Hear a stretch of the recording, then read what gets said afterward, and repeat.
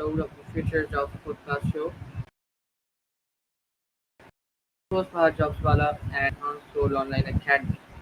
Today on the Future Jobs podcast, we're thrilled to have Amanda Ware, a hardworking and vers- um, versatile professional whose career journey reflects both resilience and reinvention. From managing pest control and weed prevention in landscape to processing dental claims and recruiting in the insurance sector, Amanda brings a unique perspective to the evolving world of work. Her experience spans hands-on technical roles and detail-oriented administrative positions, showcasing the importance of adaptability in today's job market. Join us, we explore the realities, challenges, and unexpected joys of jobs that often go unnoticed but play a crucial role in keeping our environments livable and organized. When we didn't started this live, Amanda just told me that she is doing since her childhood. Like she has changed a lot of careers. When she was a child, she used to take care of her farm. And the animals in the farm. So she, for sure, she has gained a lot of experiences, which really helps our listeners. Which really helps you to learn from these amazing personalities. So Amanda is one of those. So hi Amanda, how are you? And welcome to the show. Thank you very much for having me. I'm happy to be here. Wonderful. Amanda, could you tell us about your story? My story, as far as Yes. career or work or life, or Yeah, everything that you can tell.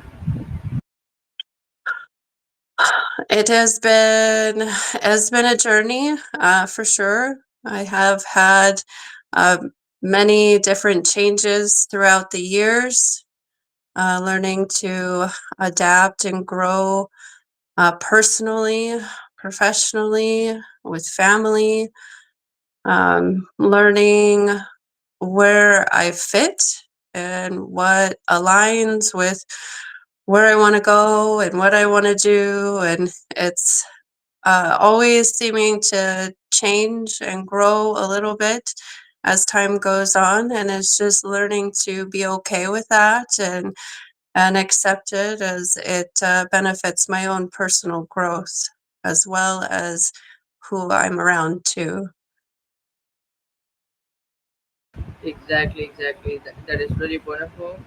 And being open to learn things in your life, being open to learn from your own experiences is just very, very wonderful. Yes, it has come with difficulties, has come with things that I've had to let go of and learn and process through those experiences so that way it has the best result for my life, which is what I want to do. So, Amanda, your career has covered pest control, landscape work, and insurance processing. So, how did each chapter shape your identity and work ethic? Okay. Um, I always was very drawn to fast paced jobs. Because if I was working for somebody, I wanted to work well. I didn't want to be bored. Um, so I always seemed to pick jobs that were fast paced, always something going on, always busy, which has helped for other personal growth at home as well, um, which I think is important to me because if I am working for somebody, I don't want to get paid to just sit there and do nothing. That is not fun for me. So I definitely have had to learn like different things with different jobs. Um, and they have come with challenges, each one of them. But and just being resilient to the changes and flowing with it. It every single position I've had, I have enjoyed in some way, and I think has been a benefit to my own personal development. Exactly. That is really wonderful. So, could you tell us that uh, about your recent profession where you're working at? That what have you learned throughout, you know, pest control profession?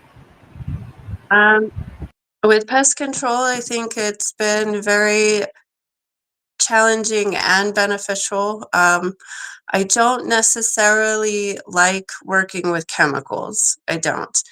However, when I was working in insurance, um, and working at the local clinic, um, I wanted to work outside, but I didn't have the availability to go back to college. So, and I have an interest in entomology, so that's why I went with pest control. But even working with other people with chemicals, it really is important. I think people who deal with chemicals that they're dealing with it properly, using it properly, not being careless, paying attention to what you're doing, what you're spraying, safety of your customers and their homes and their property.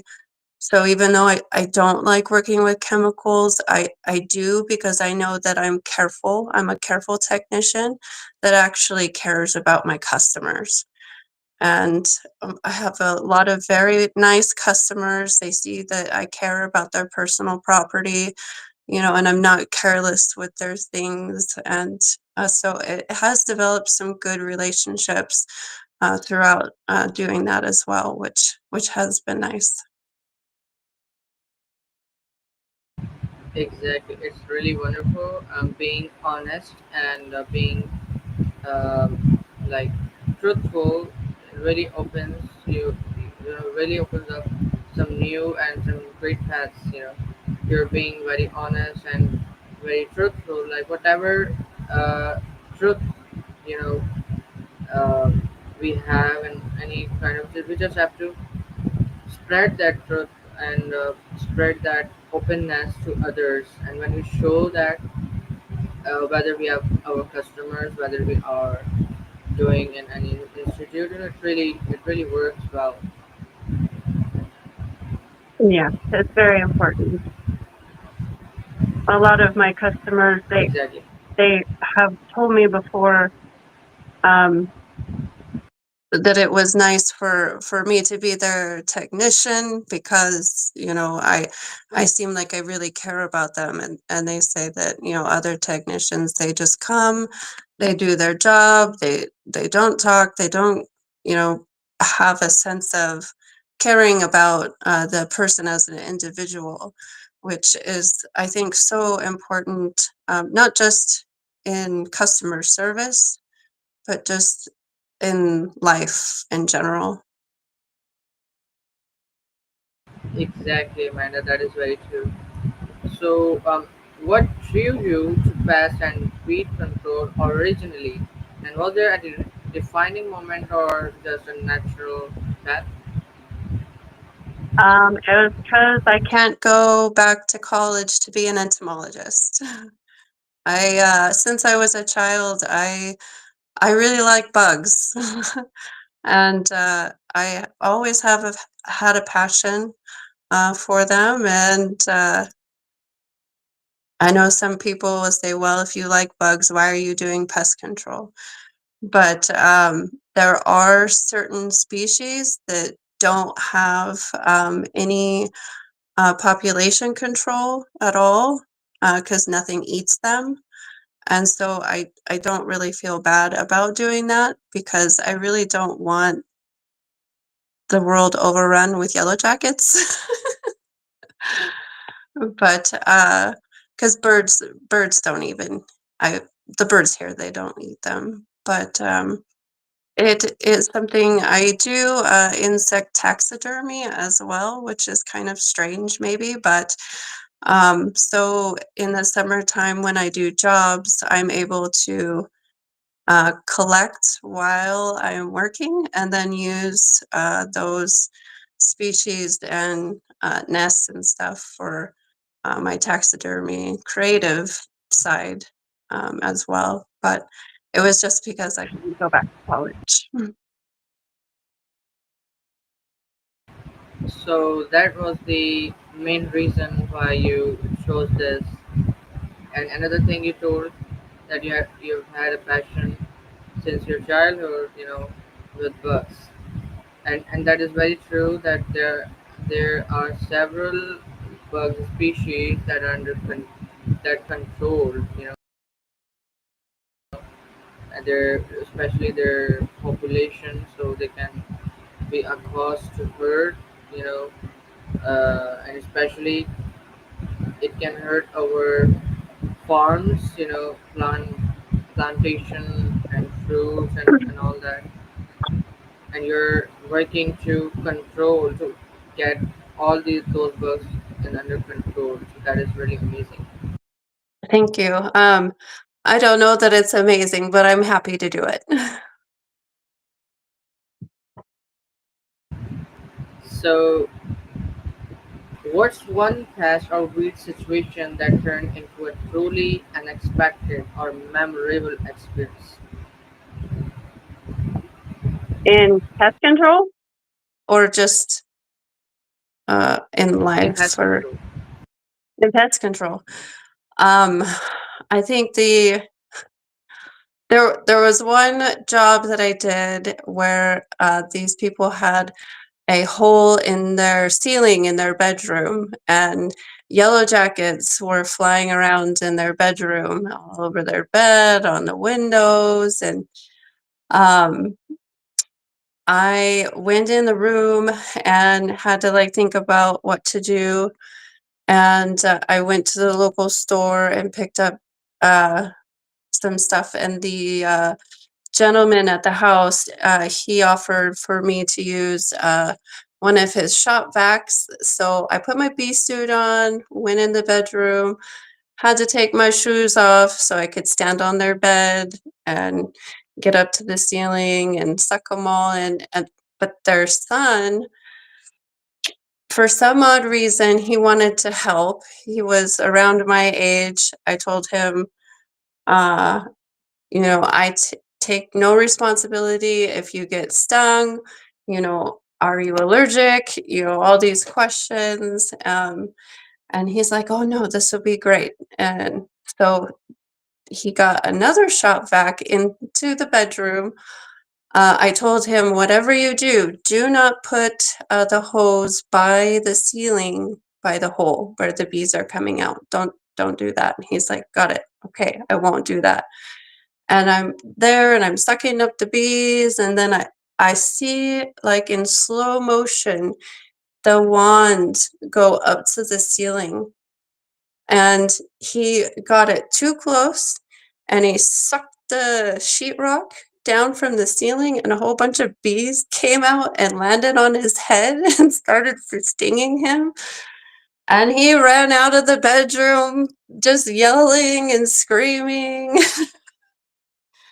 And so yeah, then I just put tape over the put it back up and put tape over it. He did come back in later. Thankfully, he only got stung 3 times. But and then we finished the job. But it was very traumatic for him at the time. It really is, But you already told him that you're not taking his responsibility for this, you know. And you already asked some questions, but it was his craziness that he wanted to help you, and he eventually got the results of it. Hmm. Yeah, it was fun though. Yeah, it sounds like. So, can you walk us through a day in your life as a pest control technician? Um, I have worked for two different businesses in pest control. One for almost 6 years, and one just almost for a year now. And those two companies are very different. The one company was a very large company, very corporate company, very time crunch, 15 to 20 jobs in a day. You're just go, go, go, go, go. So you customer service is really important. You know, doing inspections, on the home, telling the homeowner if there's any concerns.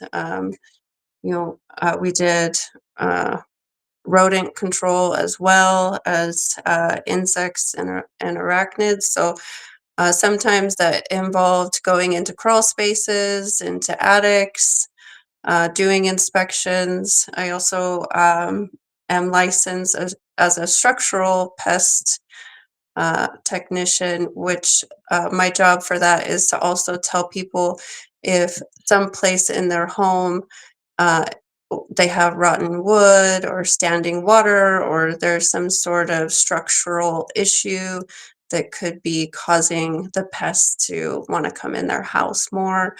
Um, and then, also mixing ratios well for chemicals, making sure safety first all the time, being very aware of my surroundings. We've had technicians fall in window wells and break their legs and fall off ladders and all sorts of stuff. So safety first, but customer service is very, very important with that as well. Exactly, exactly. And we believe in lifelong learning, so we learn from falling, you know. So they fell and they've broken their legs, so maybe they've learned something from that, which is really important. I'm sure. Yes, yes, So he did. yeah, so Amanda, uh, could you tell us what are the challenges you have faced in your life till now, and what did you learn from those challenges? Um, that's a lot. I don't think we have enough time for that. But definitely, I've had a lot of family dynamics, um, country dynamics. I have two children. One, he will be 26 in June, and my daughter turned 18 in April. And I am recently divorced also. Uh, One parent left, all my grandparents are gone. It's just how life how life is. And I think over the years, working on myself and following my own path and journey and individuation has really helped me to be able to accept myself and others more. Um, it's kind of like the more I accept myself, the more I can accept others. And we're all on the list to go out from here. So I I plan on learning as much as I can and growing as much as I can with the time that I have left. Exactly, Amanda. Um, there are a lot of people who doesn't seems to be in like challenges, and it doesn't seem like that they've faced something horrible, traumatic, and something like that, whatever. But we all face challenges, and as I mentioned before, the important thing is to learn from those challenges. So you have learned to accept your own self, and to listen to others as well. That which is very important as well. Yes, for sure. I have gone through some some personal struggles throughout the years, especially when dealing with others that are coming from a place that, is not the same place.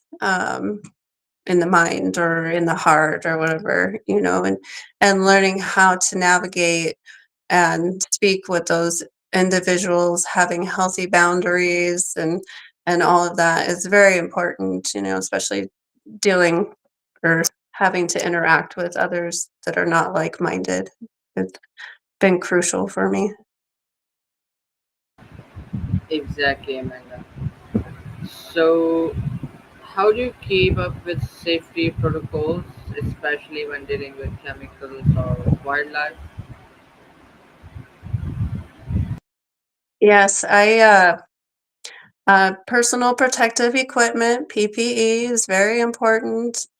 I wear long sleeves shirt and pants year round, even if it's 115 outside. And I wear a hat and safety glasses to protect, myself as much as I can, in case of any product getting on me, that my skin is covered and that I'm not subject to absorbing those chemicals is really important. Exactly, safety comes first, and jobs will be continued when we have a good health. But when we don't have health, we can't do anything in life. So safety Mhm. comes first in any field, whatever you are doing. But safety has to be the first priority.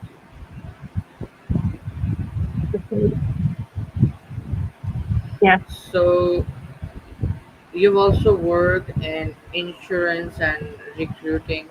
So how did you make the transition, and did any skills transfer between the two fields? I think that I worked for Guardian Life Insurance, and that position, um, it was very detailed. I also did auditing. I also had somebody from India come and sit and watch me work all day. Um, and it was very fast paced, but a lot of attention to detail. And so I think with that, I have a very strong attention to detail. And so I like any kind of uh, work that's like that. And it plays a crucial part in pest control too, because of being aware of your surroundings, being aware of personal property. A kid's piece of chalk that's outside, you don't want to spray. I have seen some things from other people, and if ever anything had happened before, I would just throw it away. But I think that attention to detail is the most that transferred over from that job. Exactly. So, do you believe technical training or on the job experience has been more valuable in your journey? Yes. Uh, there, excuse me. There was, I'm not sure which position that we're talking about, but in the insurance field, it was 6 weeks training to be able to do that. And it was very extensive. And it helped me to learn about all the little details of the position. And for pest control, I think it's about, I mean, you study for your state tests,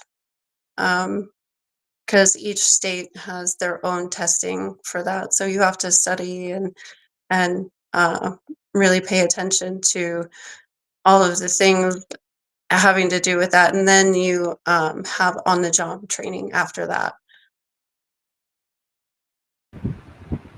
So that is um, 6 weeks are so huge, and in order to be consistent, it really requires patience, which it had, you know, for that.